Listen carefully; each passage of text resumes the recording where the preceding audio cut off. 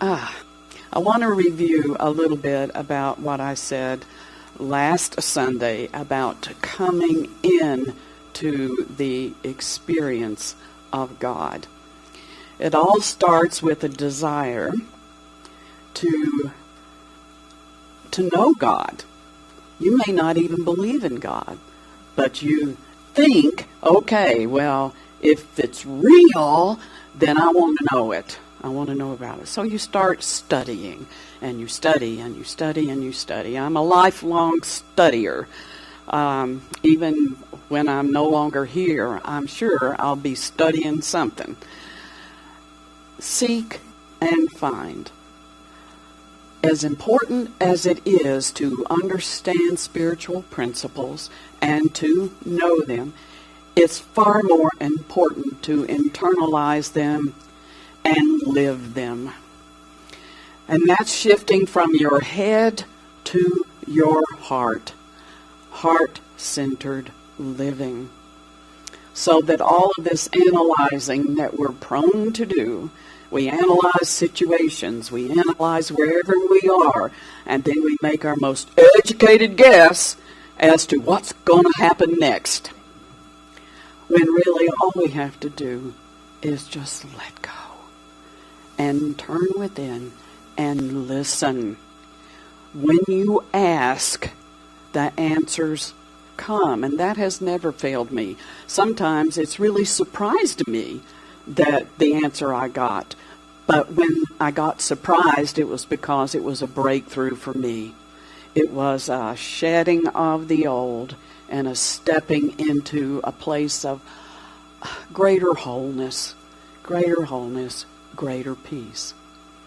So when this happens to you and you really do begin to see that there is something greater than just our bodies, greater than our brain, there really is something else. It's the great mystery. Then we begin to start living in that mystery. We start seeing with our spiritual eyes. There's a story in one of the chicken soups for the soul, there's several, that I remember from years ago. And lo and behold, I wasn't even sure it was in chicken soup. I didn't know of stories, books. Okay, so these two men are in the hospital together, and they're seriously ill. One man has to sit up every day in order for something to take place, something to drain, so that he maintains his health. His roommate on the other side of the curtain has to lay flat on his back. So when the man sits up every day, he tells his roommate what he sees out the window. He said, oh, there's the most beautiful park, and there are little kids playing, and there are people riding bicycles, and there is a pond, a body of water, and there are ducks on the pond, and the little kids are feeding the ducks with bread, and beyond that is the most beautiful skyline of our city. So every day he would tell him what he saw out the window. Well, eventually, that man who had to sit up made his transition. And the guy laying there on his back, after an appropriate amount of time, he asked the hospital director if he could change beds. He said, I want to be in that bed before you bring somebody else in. So they moved him over there. And lo and behold, it was just a blank wall. Just a blank wall. You know, Simon and Garfunkel, a man hears what he wants to hear and disregards the rest. That's true. And a person sees what they want to see. And that's the truth too. So, live the experience of God means that you train your eyes to see God everywhere. God in nature, God within yourself, and within other people. There's another story I want to share with you, and this is not my personal story, but for a while I was in a Course in Miracles book study, and there was a woman who told this story. She was at the Tennessee State Fair, and she was going to the restroom, and she saw this homeless man who was just dirty and had thrown up on himself, and he was just standing against the wall like that. And when she saw him, she burst into tears. And he came up to her and he said, "What is it? Is there anything I can do to help you?" That's a story I just will never forget. I will never forget. Train your eyes to see God everywhere. Look past the appearances of things. Number 2, train your mind to think God everywhere. Boy, that's a real challenge sometimes in this day and age, where everywhere you turn there's so much violence, divisiveness, and everything. Train your eyes to see God. Never forget what you truly are, which is the presence of God and a body. That's all. You're in a body. But that's not you. Other people and we ourselves go about our day and we lose touch of that. That's why it's so good to learn to meditate with your eyes open. I thank my Buddhist friends for teaching me this.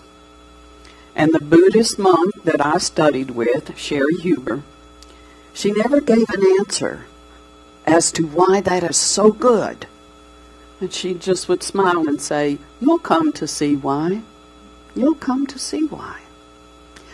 She also said when she's driving, she meditates.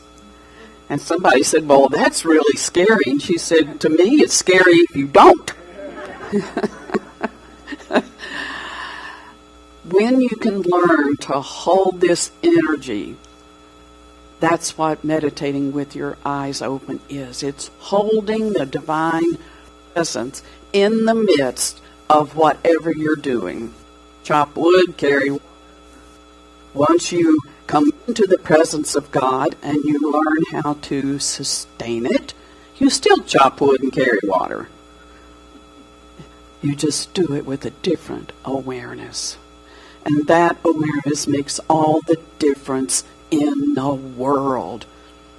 Jesus said, "If I be lifted up, I draw all people to me." That is true for each one of us. To the degree that we can carry this divine energy, that's the degree with which we heal ourselves and other people.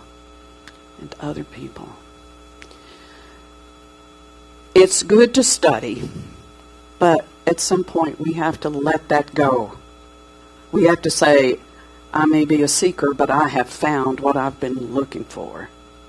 And when you find what it is you're looking for spiritually, you will be in a state of receptivity. So we talk about prayer and meditation, and the whole time I've heard, well, prayer is talking to God and meditation is listening to God. Well, that's a good definition if you're a beginner. Talking to God is just for myself. God already knows. I don't tell God anything. However, when I meditate and I calm my mind down and I stop searching for answers, when I just become receptive, it comes from within me. There is a connection with the divine presence, and that is everything. It tells me what to say on Sunday morning. It tells me where to go, tells me what to eat. There are books, I'd like to leave a list. I'm going to compile them. Books that have changed my life. And one of the books is called The Impersonal Self. It's a tiny little book. But it really helped me shift from my head to my heart. I got it. I understood what language only points to. I finally understood it. Another book are any of the Joel Goldsmith books. Joel Goldsmith says the whole reason for a spiritual path is to move into a mystical being. Metaphysical is good. That helps us understand spiritual principles. But mystical is when you begin to sense the spiritual presence within you all the time. And you realize your ego is just a tool for you to get by in this world. It's your friend, but it is not you. It is not you. So we're all here to become mystics. It is in this consciousness of knowing oneness with God. And that's not a lot of bells and whistles and flashing lights. People seem to think if you have an experience of God, you're going to be zapped on the head and fall flat on your back. No, that's not it. It could happen, but that's not the point. Actually, it's a very calming, peaceful knowing. It's just a knowing. But knowing that is everything. It is the most powerful experience you can ever have. So, next Sunday, I want to talk about using this experience. And that should be fun for me to study up on, to open up my mind and see what Spirit wants to say through me. In my career, I have seen myself grow. And every one of you have been a part of it. From writing out every word I was going to say, memorizing it, and then practicing like it looks spontaneous. True. And then I got so busy I didn't have time to do that. So I just did outlines, and I would memorize the outlines. And then one day I had an aha, and I thought, you know what, when I teach classes, I know what I want to teach, and I'm not note-bound, I'm not stuck there, so I'm just going to let it go. And when I let it go, my mind went, wow, it's there, and I don't have to control it. I don't even have to remember it. Don't think I don't stand up here scared to death on Sunday morning. But it's never failed me. Joel Goldsmith is all about meditation and living by grace. When you're in a state of grace, you can let go and trust that God's only got your very best and highest good. People say, what is God's will for me? That's it. For you to be happy, peaceful, and to know your highest and best good. So, next week we're going to figure out how to use it. Go to our heads, right? All right, guys, that's it.